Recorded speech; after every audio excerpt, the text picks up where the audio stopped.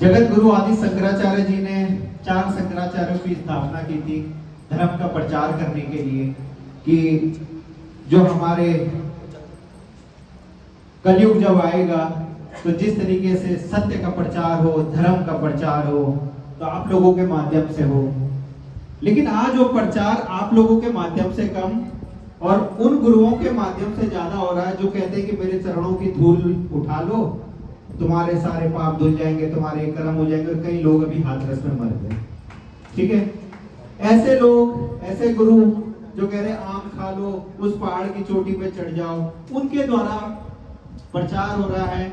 लेकिन आप लोगों के माध्यम से उस तरीके का प्रचार, मतलब मैं व्यक्तिगत कह रहा हूं, उस तरीके का प्रचार क्या कमी है या हो नहीं रहा? ना, जो रास्ता है वो अलग तरह का था। अब उस रास्ते को थोड़ा सा पाश्चात्य सभ्यता की जो आंधी आई उसमें बदलाव आ गया। पाश्चात्य सभ्यता की आंधी का क्या मतलब है कि जो वहाँ से आया हुआ धर्म है उसकी ये विशेषता है, वो कहते हैं कि आपको कुछ करने की ज़रूरत नहीं है, आप जैसे हो खाओ पियो रहो, जैसा करे मन वैसा करो, बस केवल हमें विश्वास कर लो। हमारा आशीर्वाद अगर आपको मिल गया तो आपका सब, आपके पापों का प्रायश्चित हमने पहले ही कर लिया है। ये उनकी फिलॉसफी। अब उसी फिलॉसफी को उन्होंने लाके हमारे यहाँ डाल दिया। हमारे यहाँ तो ये नहीं था, तो दुखता नहीं है।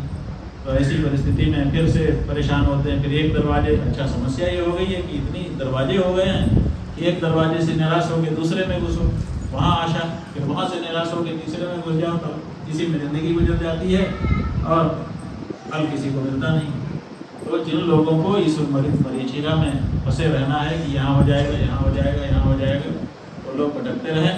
और जिसको सचमुच में अपना कल्याण करना हो तो सच्चे गुरुओं के पास जाएं और उनके द्वारा बताए गए सच्चे मार्ग पर चल करके अपना कल्याण करें। अगर ऐसा करेंगे तो लाभ होगा।